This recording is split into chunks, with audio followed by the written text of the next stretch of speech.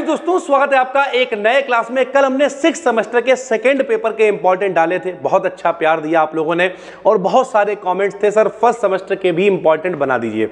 भाई बहुत ज्यादा क्वेश्चन नहीं है, ध्यान से अगर मेरी बात सुनोगे इस बात की गारंटी है अगर कल पेपर भी है तब भी आराम से पास हो जाओगे। जैसे जग ढूंढा करो मेरे भाई, लूप होल ढूंढा करो पेपर का कि क्या पढ़ लें कि आराम से हो जाए। देखो भाई सबसे पहले इस पेपर के अंदर आप लोग क्या करना, जितनी भी नेम रिएक्शंस हैं आपकी जान पहचान वाली हैं उन्हें आप आराम से पढ़ सकते हो। जैसे अगर हम आपसे कहें तो भैया एल्डोल कंडेंसेशन, एल्डोल संघनन आपकी पढ़ी हुई है भाई, ठीक है। उसके अलावा बेंजोइन कंडेंसेशन, कैनिजारो अभिक्रिया, एस्टरिफिकेशन सब आपकी पढ़ी हुई है, 10th 12th क्लास में पढ़ी हुई है। भैया जब कोई अम्ल किसी अल्कोहल से रिएक्शन करता है, एसिड अल्कोहल से रिएक्शन करके एस्टर बनाता है तो उसे एस्टरिफिकेशन कहते हैं। हाफमान ब्रोमो एमाइड अभिक्रिया, एमपीबी रिडक्शन जो होता है, फिशर इंडोल सिंथेसिस होती है, पर्किन रिएक्शन होती है, क्लीमेंशन अपचयन होता है, बिर्च अपचयन या बिर्च रिडक्शन होता है, बिल्किंसन कैटालिस्ट होता है।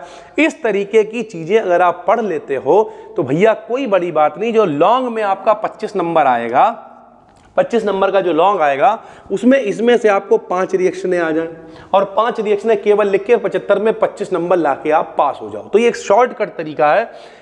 उसी तरीके से मानिक रिएक्शन है, ठीक है, बेयर बिलीजस ऑक्सीडेशन है। यानी इस पेपर के अंदर आपको रिएक्शंस पढ़नी है जो नेम रिएक्शंस होती हैं विद उनकी मैकेनिज्म भाई, ठीक। बहुत ज्यादा टाइम आपको नहीं लगेगा। उसके अलावा कुछ शॉर्ट में क्वेश्चन आ सकते हैं जैसे DDQ, जो ऑब्जेक्टिव हमने बना रखे हैं वहां पे बता रखे हैं। DDQ के एप्लीकेशंस पढ़ लो, DDQ के बारे में पढ़ लो।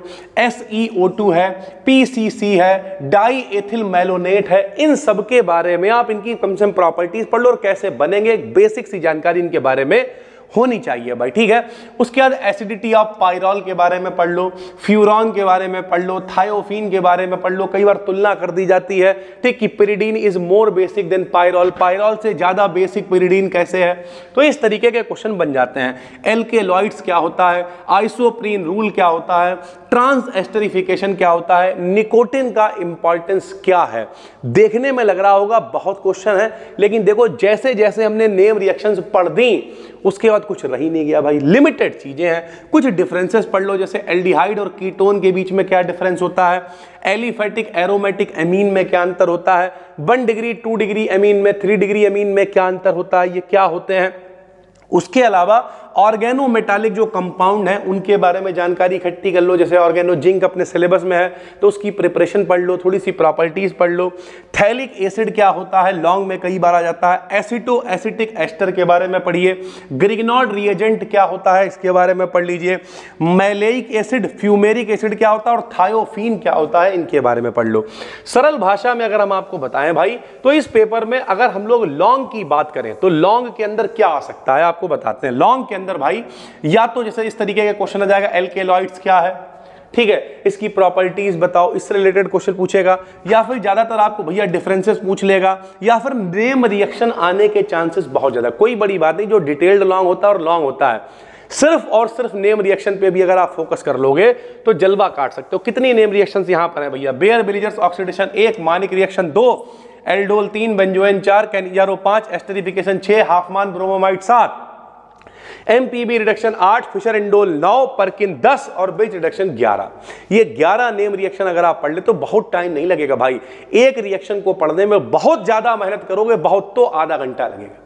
11 पढ़ने में 2 से 3 घंटे लगेंगे और किस्मत चली तो भैया ये सब रिपीट घूम घूम के क्वेश्चन आएंगे, लॉन्ग में भी आएंगे, शॉर्ट में भी आएंगे, तो बहुत इंपॉर्टेंट है भाई, ठीक है। उसके अलावा इंपॉर्टेंट आप निकोटिन है, ऑर्गेनोमेटालिक कंपाउंड को जरूर पढ़ो। एसिटो एसिटिक एस्टर है, थैलिक एसिड है, ग्रिग्नॉड रिएजेंट है, बिल्किंसन कैटालिस्ट है, इन सब के बारे में पढ़ लो। ये सिलेक्टेड क्वेश्चन है मेरे भाई, अगर आप इन्हें पढ़ लेते हो भैया फेल नहीं होगे मेरे भाई। अगर किस्मत अच्छी चलती है तो 75 में 75 का भी आप कर पाओगे, ठीक है।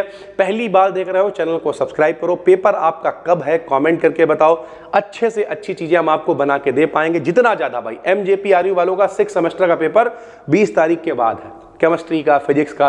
तो आपका पेपर कब है कमेंट करके बताओ। MJPRU में वैसे भी ऑब्जेक्टिव है भाई पेपर, ठीक है, तो यहाँ के लिए ऑब्जेक्टिव इंपॉर्टेंट दे रहे हैं। और जिसका जब पेपर है सिर्फ कमेंट करके बताते रहो, हम सारी चीजें आप तक डिलीवर करते रहेंगे जैसा आप कहोगे। जैसे कल आपने कमेंट किया सर फर्स्ट पेपर के इंपॉर्टेंट, तो आज आपको ये वीडियो मिल रही है फर्स्ट पेपर के इंपॉर्टेंट। आप अगला कमेंट करो, अगली वीडियो जो बच्चा कमेंट करेगा, जो सबसे ज्यादा कमेंट होंगे उसी पर आपको अगली वीडियो मिल जाएगी। फिर मिलते हैं, तब तक के लिए धन्यवाद। और हाँ, टेलीग्राम पे अपना फ्री में चैनल है BDKDN BSc, जिसपे 75,000 लोग जुड़े हुए हैं, उसे ज्वाइन कर लो। सारी अपडेट, सारी इंपॉर्टेंट PDF, यहां तक कि ये पन्ना भी अभी तुरंत वहां पर डाल दिया जाएगा BDKDN BSc पर। चीजों को पढ़ डालो, इससे आसान कुछ भी नहीं। फिर मिलते हैं, तब तक के लिए धन्यवाद। Thank you.